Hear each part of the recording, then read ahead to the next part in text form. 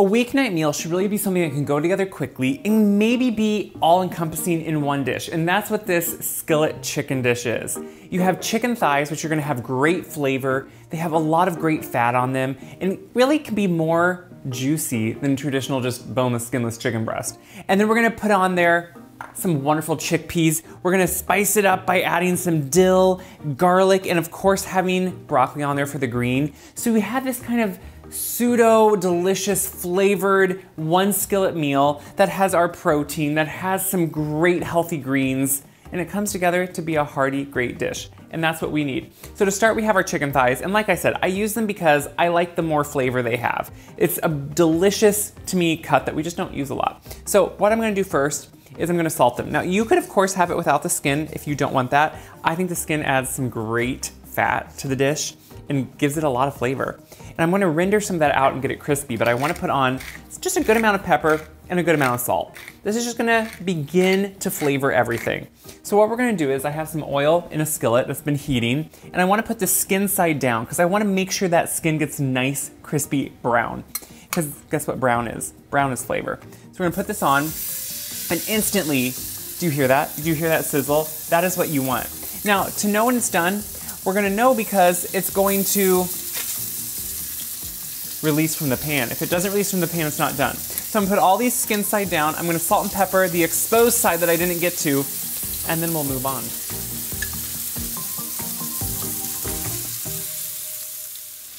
So the chicken now is really browned on just the one side. That's what I wanted. I wanted just this, look at that beautiful golden hue.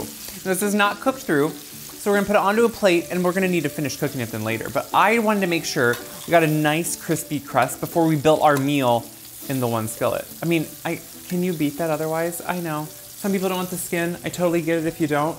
But if you do, look at that. So I don't want all this fat. You know, I put a little bit of oil to make sure it wasn't gonna stick, but it also brings out some more of the chicken oil. So I'm gonna pour off all but a couple tablespoons just to leave in there for more flavor and to kind of keep building this dish on. So next we have some garlic. What we're really gonna do is, since we're using canned chickpeas or garbanzo beans, is we wanna make sure we have other flavors because they can be on their own, not as much flavor. So I'm gonna actually take quite a bit of garlic here, and you can see that I'm really going to amp up the garlic flavor. Now I just like to smash it. And when you smash garlic, it just comes out of the hull so much easier. You could try to just peel it without doing that, but really, if you just give it a little bit of pressure, that's gonna make it come out so much easier than it would otherwise. And it's like, why not? It's the easier way to do it. And look at that. You just have to press it with the back of your hand. You could do it with the side of a knife even, and it's gonna make your life easier, and that's the important part. So when we're taking it out, now I grow my own garlic. If you don't feel bad. Just buy some nice garlic at the store. The thing is, I don't like to use the pre-minced stuff that's sitting in a juice. That can sometimes be a little off flavor, but the stuff that is peeled and in like a vacuum sealed bag, I think that's great. So what I'm gonna do is just thinly slice it, and this is gonna kind of begin to just flavor everything up. Now you can see this one was beginning to want to sprout. Some people are worried and think that sprout gets bitter. I don't find it really makes a huge difference, so I don't care about it. But if you want to, you can open it up, take that sprout out, see right there? And just remove it. I don't find it really gives it an acrid flavor, but some people do. And that can just sometimes be, depending where it's at in its storage process, why it would sprout and why it wouldn't. So once we have the garlic, I'm gonna just throw it into this oil that's already kind of hot, and we're gonna warm it through. Garlic, you really don't need to cook extensively. Heating it and warming it is actually going to release its oils and give it the flavor you want. So I'm gonna push it around in that hot oil, and that's gonna be the beginning of what's gonna flavor this. So I'm gonna put it on just over low heat. I don't wanna burn it, I just wanna begin to warm it more. And to that, I'm gonna add all these chickpeas. Now, chickpeas are great because they have a hardiness, so they have a starch, but they're really healthy. They have a lot of fiber, they have protein, they have nutrients, they have iron in them. So I'm gonna add them to this hot oil just to get them going. I use no salt beans usually, so that means we need to salt them a little bit. Add in a little bit of salt because you wanna make sure at every layer of this, we're gonna be seasoning it because that's gonna make a well-seasoned dish. So I'm gonna push them around in all that garlic, which instantly I can smell. It's beginning to warm them through, which is what you want. And we're gonna use, you notice that we also have all the bits from the chicken? That's gonna work up as we're just beginning to cook these too, and that's what you want. You want those flavors to get in here. While that's just kind of getting warm, we can talk about what else is gonna help flavor this. So I have some fresh dill. I love dill. I think dill has the ability to just brighten everything and make us feel good. And I like to use a good amount of it, as you can see. So I'm gonna put in all this chopped dill right into it. Dill works really well with chicken, works really well with chickpeas. It works really well with lemon. So I'm gonna take some lemon, I'm gonna juice some of it right into it. This time of year, in the winter, is when lemons and citrus really come into season. And so I feel, you know what, we need to live that up and use them. Now these are a Meyer lemon. You could use whatever lemons you can find. I'm actually gonna slice up the other half of the lemon. I just like to also add slices in sometimes. I think we're not used to using lemon in all forms, and I think there's nothing wrong with that. I mean, look how beautiful it is. So when you add some sliced lemon, it's gonna cook, and it actually gets to a point where I love to eat it. I think it gets sweeter. I think it really has an inherent beautiful flavor to it. So I like to add in some of these lemon slices so they can cook in there too. I'm gonna put those in. Instantly, we're getting the dill, we're getting the garlic. Garlic and dill go well together. You get the lemon notes in there. Look at all that just playing really well. So now we're gonna chop up some broccoli, get this going, put it back in the oven, finish everything up. We'll have a meal. I'm chopping up some florets of broccoli, and you can do whatever pieces you want. I like hefty pieces, so while it's in the oven, it doesn't get too mushy. You know, the bigger pieces of vegetable you put in the oven, the longer they're gonna take to cook or roast. So if you put bigger ones in, you can actually cook them at a longer rate because they won't just get mushy right away. Now before I bring the skillet over, I'm gonna add a little bit of oregano to it. I'm gonna use dried because that's something I always have on hand, but you could do fresh oregano too. And I really just wanted it to kind of heat up in that oil, so that's why I added it while it was on the stove. So now what we're gonna do is just toss all that together.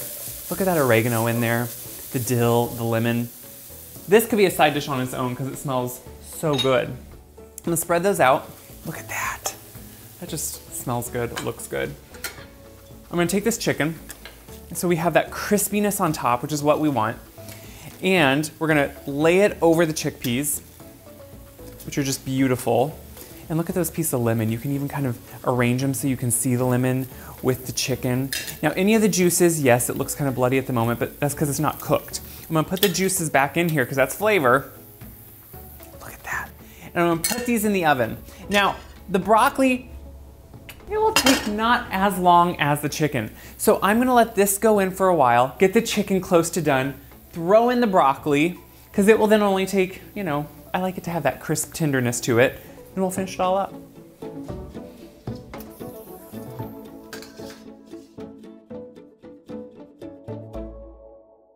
I'm pulling the chicken out. We're not done with this dish yet. So what I do is I check the temperature every so often, as you should with chicken anyway.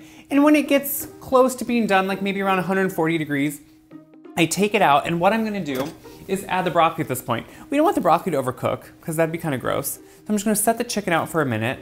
Look how beautiful it is. It retains that beautiful crust. That's why we went to the work of making sure we browned it and got it crispy in the beginning. Just look how beautiful it is. And now we're gonna add the broccoli. So we don't want the broccoli, obviously, to get too done. We didn't want it to get mushy, gross. No one wants that.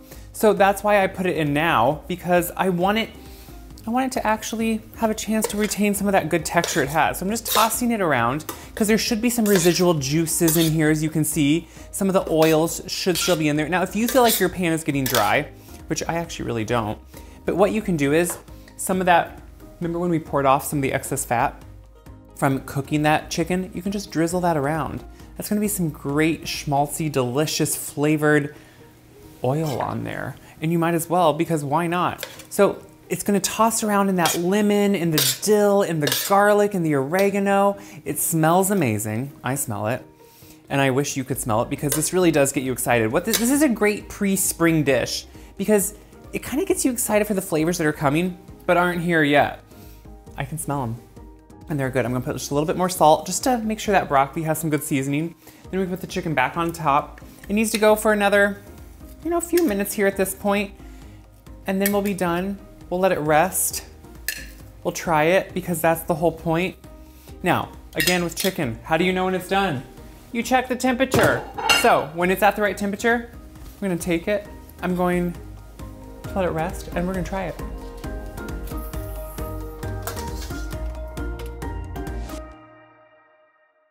As you can see, I pulled this out because the meat is done. Everything's just cooling slightly. Meat should rest a little bit before you eat it, which gives us just enough time to make just a quick yogurt sauce. So I have some plain Greek yogurt, no flavor. I do like to use whole milk because I think it just is a much better creaminess and it has more flavor on its own.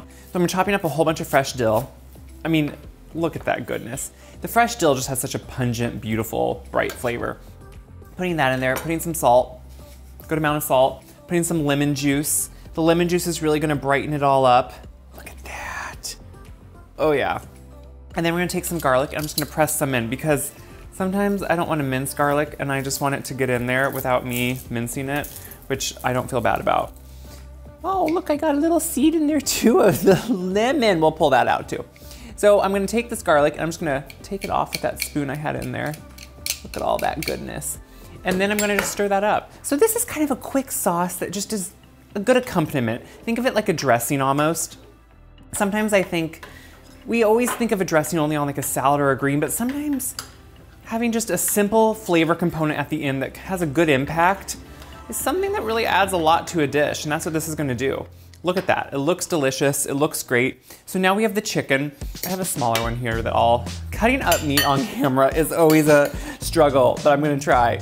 So we can get the chickpeas, we can get some of that goodness with the broccoli look at this dish. It's beautiful, there's health to it, it's nourishing, but guys, it's delicious, and that's the important part here. I'm gonna put some of that yogurt sauce with it. You can put it kind of on the chicken, beside it, however you wanna eat it. I'm gonna cut some of the chicken, I'm gonna try this. This to me is exactly how a meal should be. It's quick, it's simple, it uses simple ingredients that we're gonna have around usually. That's the best part. So I'm gonna take some of that yogurt sauce, mix some of that chicken and the chickpeas with it. That is so good. Okay, instantly I'm getting some of the dill. I'm getting it on various levels. I'm getting what's cooked with the chickpeas, but also in that fresh sauce. The chickpeas are already creamy because they're canned chickpeas. What's great is as they roast, some of the top ones get a little bit drier, so there's some texture to them, but then the bottom ones have some of the juices and have so much more flavor and creaminess to them. Chicken's perfectly cooked. If you like skin, do you hear that? You get a nice, just crispy top to it, which I love if I'm gonna have the skin. You can also take the skin off. I would say take the skin off after you roast it, because it's gonna have more flavor. Then remove it. I think you're gonna love this dish. It has so many flavors. It's bright, it's quick, it's easy, it's healthy, but it makes you want more. Which is great, nourishing comfort food, which can be healthy too. So what do I hope you do with this? I hope you try it. I hope you make a great meal, and I hope you share this video around, because when you share it, it helps other people find my videos too, but it helps everyone see how easy and fun it can be to make good food at home. That is the whole point. Make good food, enjoy it, gather people together, nourish our bodies, our minds, and give us something good. That's what it's all about. So check my website, wiseguide.com, for this recipe, all my other recipes. Until next time, enjoy life with some good food. That's what we need.